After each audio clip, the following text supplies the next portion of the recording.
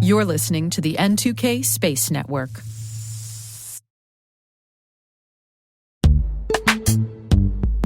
This episode is brought to you by Palo Alto Networks, the leader in cybersecurity. As AI-driven attacks increase, organizations can't afford to have network security that's stuck in the past.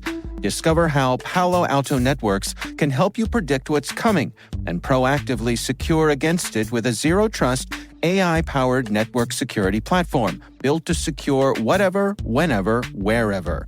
To learn more, visit paloaltonetworks.com/network security platform.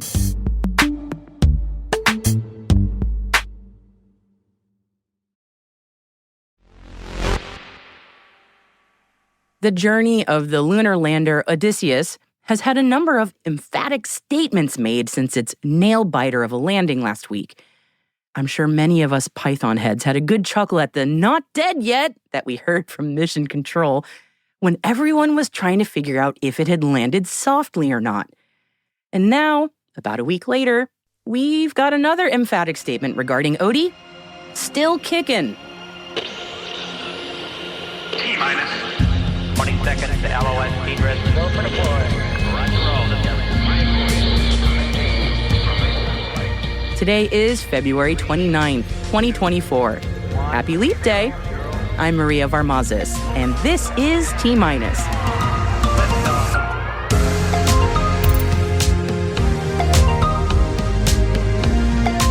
Intuitive Machines' Odysseus is still kicking. The Russian module on the ISS suffers yet another coolant leak. Iran launches a new remote sensing and imaging satellite. And our guest today is Dr. Knatokie Ford, founder and CEO of FlySci Enterprise.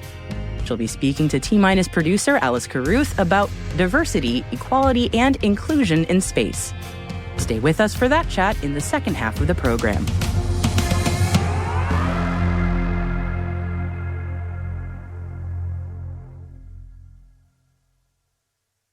Let's dive in, shall we? The report from Intuitive Machines today on their lunar lander Odysseus can be summed up in 2 words: still kicking. According to the company's website, Odysseus continues to operate on the lunar surface. At approximately 11 a.m. CST, flight controllers intend to downlink additional data and command Odie into a configuration that he may phone home if and when he wakes up when the sun rises again. And part of this historic mission is new commercial payloads that have reached the lunar surface. We did a whole program on them last Friday if you want to learn more about them. And one of those payloads from Lone Star Space has successfully conducted a full data storage test from the moon's surface. The test was conducted for Lone Star's customer, the state of Florida, led by Space Florida, together with Intuitive Machines. The test marks a leap forward for global disaster recovery services and leads the way for future commercial lunar payload services missions. Going to low Earth orbit now, and the Russian-made Nauka module attached to the International Space Station has suffered a leak of a backup cooling system.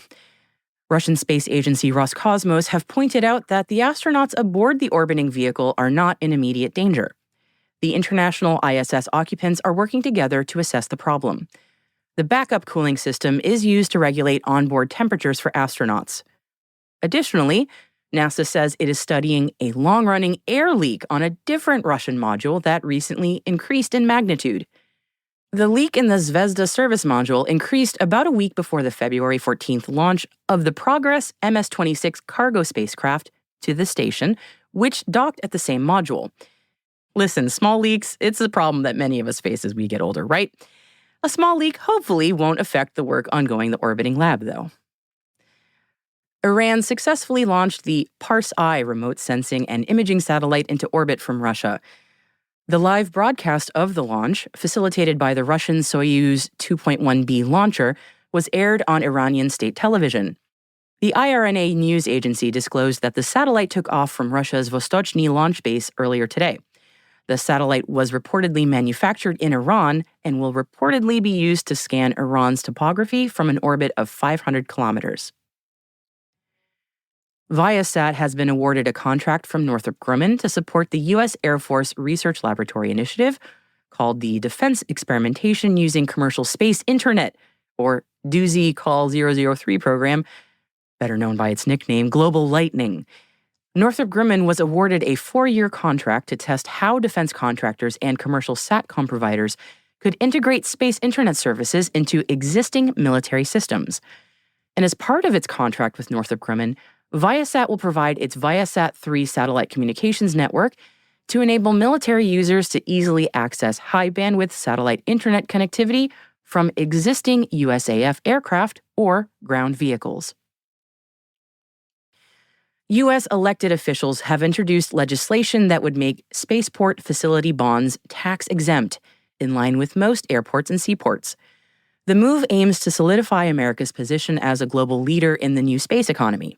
And the move comes on the heels of the inclusion of the tax-exempt status for spaceport bonds by the U.S. House of Representatives Select Committee on the strategic competition between the United States and the Chinese Communist Party. We'll be following this news closely as it moves through the federal government. Firefly Aerospace held a ribbon cutting in celebration of the company's rocket ranch and expansion in Briggs, Texas. The company more than doubled the size of its manufacturing facilities, added 2 new test stands, and installed state-of-the-art machinery to support the production of Northrop Grumman's Antares 330 and the medium launch vehicle the companies are co-developing together. The manufacturing space expanded from 92,000 to 207,000 square feet and includes 2 new large-scale buildings for rocket production, assembly, and integration. The company also built a new higher-thrust engine stand to test Firefly's Miranda and Vera engines with up to 230,000 pounds of thrust and 5 times the load capacity as Firefly's current Reaver and Lightning engine stand. The expansion also includes a new 100-foot structural test stand to conduct pressurized axial loading to mimic flight loads. In total, Firefly now has 6 test stands at its Briggs location to support the robust testing performed across all vehicle lines. AAC Clyde Space's subsidiary, AAC Space Africa, has won its first satellite order. AAC Space Africa will assemble, integrate, and test 2 satellites. The order, valued at 4.1 million South African rands, approximately $213,000 US, is scheduled for delivery in June 2024. And UK space software technology provider Bright Ascension and satellite bus provider Third Planet Orbital have signed a memorandum of understanding fostering collaboration and development of joint capability. The agreement commits the 2 companies to pool their expertise and resources in order to identify and pursue promising opportunities within the fast-growing new space industry. Through this collaboration, Bright Ascension and Third Planet Orbital will form the foundations of a standardized, integrated software and hardware platform.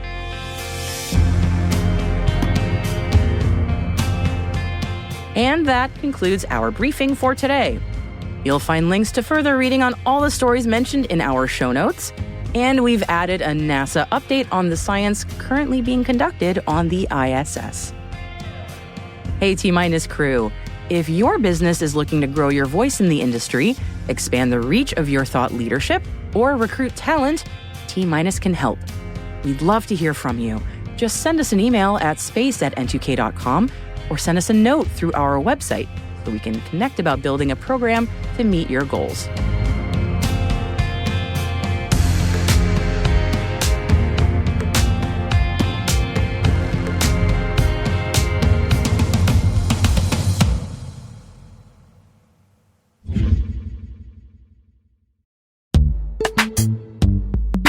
Imagine a world where you're always one step ahead of cyber threats, where your defenses are impenetrable because you see what others don't.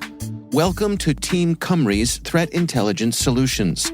With real-time access to the world's largest threat intelligence data ocean, they enable you to turn the tables on attackers. Transform your security from reactive to proactive through accelerated threat hunting and incident response, made possible through automation. Empower your team with visibility and insights to start defending your organization like never before.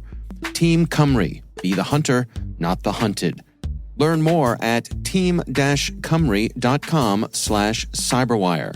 That's team-cymru.com/cyberwire.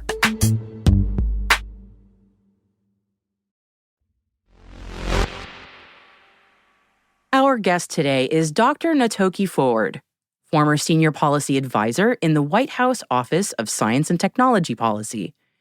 She spoke to T-Minus producer Alice Caruth about her organization, FlySci Enterprise, an education and media consulting organization focused on leveraging the power of storytelling to promote social change, especially in STEM fields.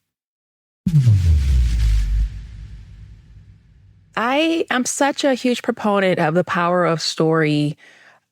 I think we can all appreciate that you can spit out a bunch of facts to someone, but if you can tell a person a great story, something that they can connect with emotionally or inspire them in some way, you're much more likely to not only leave a lasting impression, but also have an impact and maybe even inspire someone to act in some way. So I'm a definite believer in definitely want to use the data and support the stories and bolster the stories.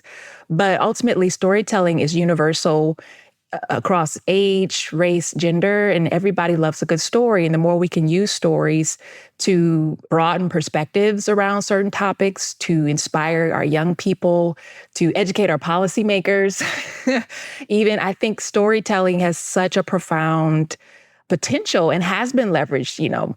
It's not like this is something that's brand new, but it has been shown to be very effective in producing change.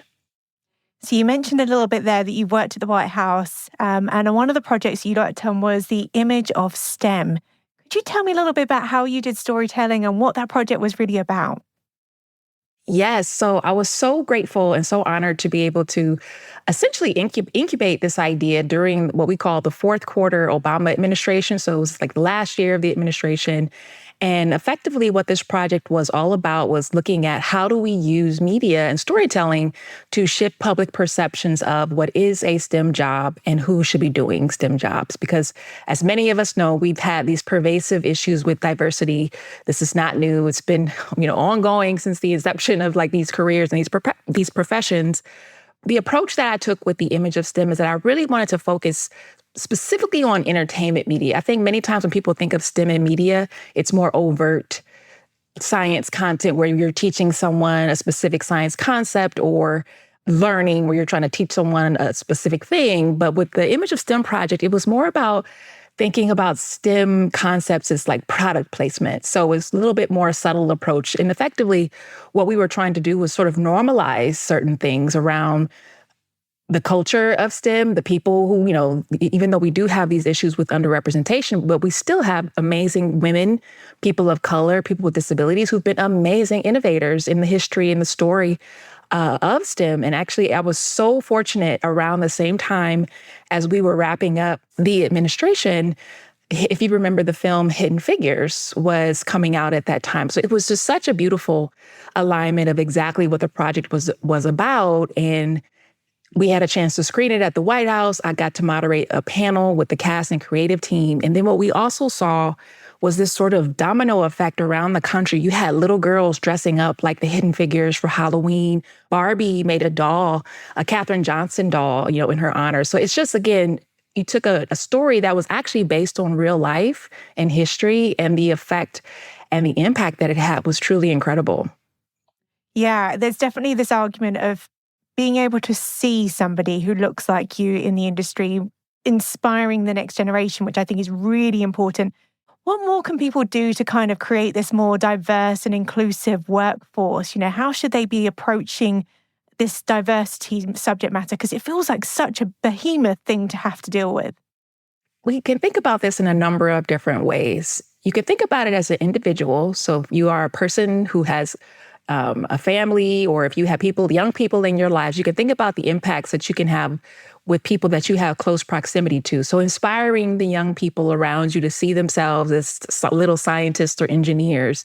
So thinking about you don't have to be a scientist or an engineer to inspire someone to become one. So I think each and every one of us thinking about ways that we can inspire people to see themselves as a part of this, or even just users, not just users of technology and science, but creators, and just to also see how science is all around us. So that's sort of the first phase. It's like starting young, trying to inspire kids and sort of retain that natural curiosity that they already have and support them in it. And then as we all sort of progress in our paths, I think the next thing that we can think about is from an institutional perspective, and just to be candid with ourselves about, unfortunately, historically, STEM fields have sort of prided themselves in this idea of being exclusive. It's a club that only a few people are so fortunate to be a part of. There's only a few people who are intelligent enough, et cetera. All these very damaging ideals and dated, frankly, ideals. And so I think if we can have more candid conversations about how do we disrupt those sorts of ideas around the culture to make the idea of failure more normalized as a part of the process. I think what happened for me and my own story, I actually have a TEDx talk about my journey with imposter syndrome, because I was always sort of the smart kid in school, did very well in college, got to grad school. I went to Harvard for my PhD program, and it was this transition from I was coming from HBCU, which is Clark Atlanta University, coming to Harvard, and it was really hard and a tremendous culture shock. And it was the first time I ever really felt like school was hard. And I took this cue of like, oh, this is hard. This must mean I'm not meant to do this anymore. I'm not good enough. I'm not smart enough. And in fact, that's not true. And I think the reality is we tell these sort of fictitious stories, or we present these fictitious images around the pathways to STEM fields in terms of, oh, you're born good at it. You just coast through these programs and you never face difficulty or you never have challenges. And in reality, that's not true. Everybody who has to develop and cultivate a skill in any field has to struggle to some degree. So I think normalizing this idea of failure and struggle and making it as more of an opportunity to grow and to see how it, doesn't mean that you don't belong, but this is just an area to grow in. So with that being said, if we think about the cultural perspective in terms of education systems, normalizing failure, and then from even beyond that in the workplace as well, being much more overt about the culture of these places that is not welcoming to people who are underrepresented, welcoming to women, welcoming to people of color or people with disabilities, et cetera. When people talk about this issue of diversity, we talk about the STEM pipeline as being very leaky. So we get people, you can start out as a young person interested, but then we just lose people at different intervals. You can fall off in college, you can get a degree, and then you get to a job or a place that doesn't feel welcoming, and then you leave. And so I think for us to really try to address this, as you said, very behemoth, sort of massive size issue, we have to be intentional about addressing specific things.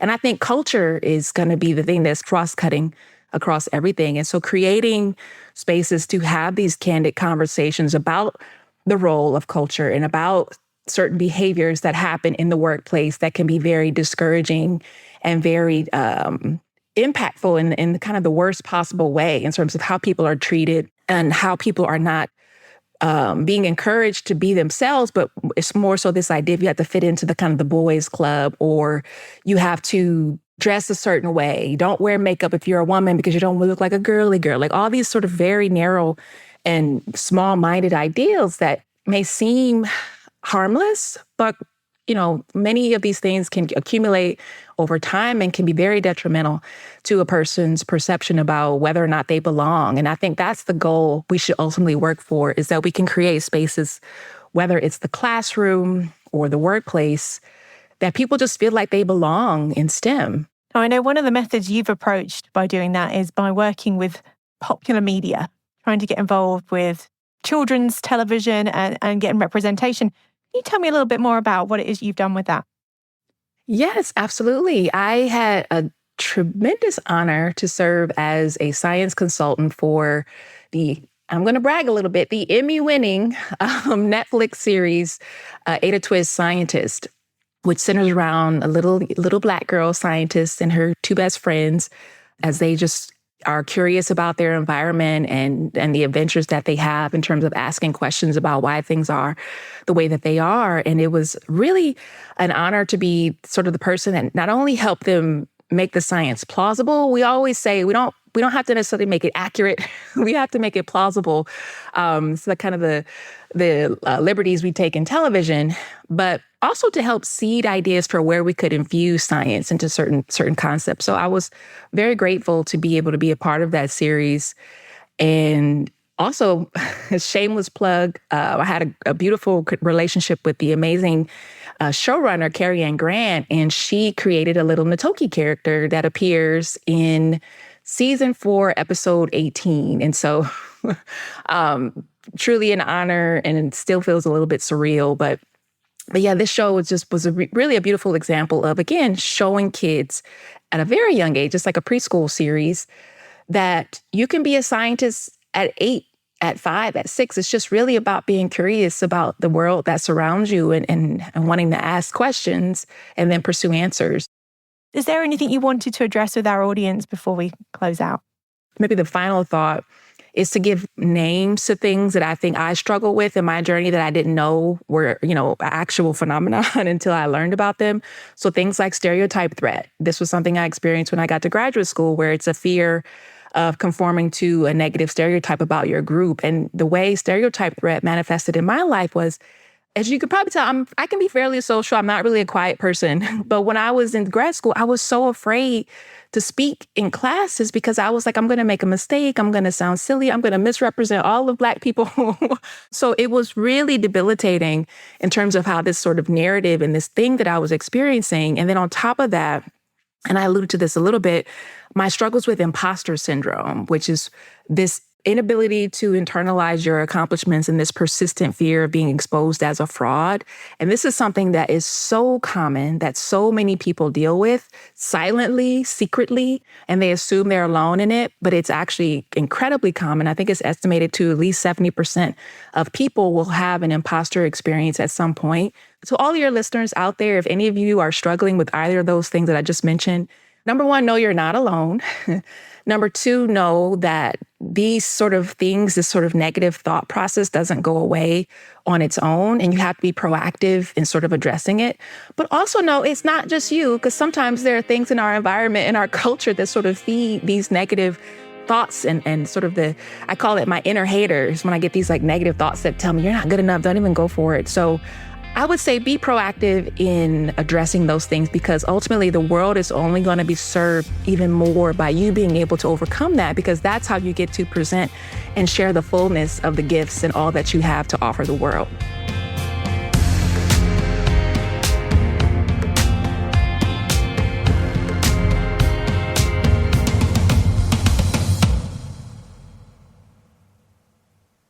We'll be right back.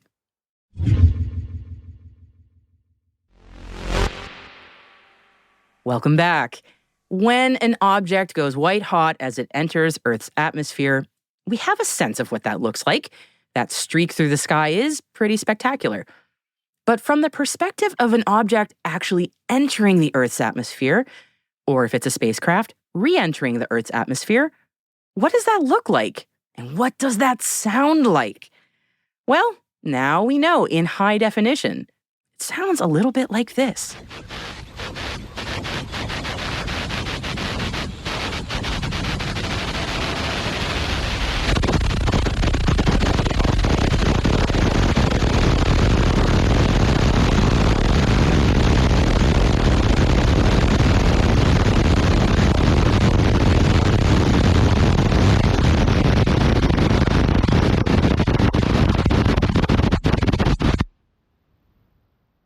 No need to adjust your audio, it does just cut off like that. Varda Space's Winnebago 1 was much delayed on its reentry to Earth, landing in the Utah desert last week, but when it came down, it had a high-definition camera and microphone running during the entire reentry process. The company posted the full video of that reentry on YouTube. It is absolutely amazing to see the capsule starting with a view of the serene blueness of our planet, and by the end of the video, it's in the Utah desert, and we even see someone walking up to the capsule, all in the span of just a half an hour. That is some ludicrous speed.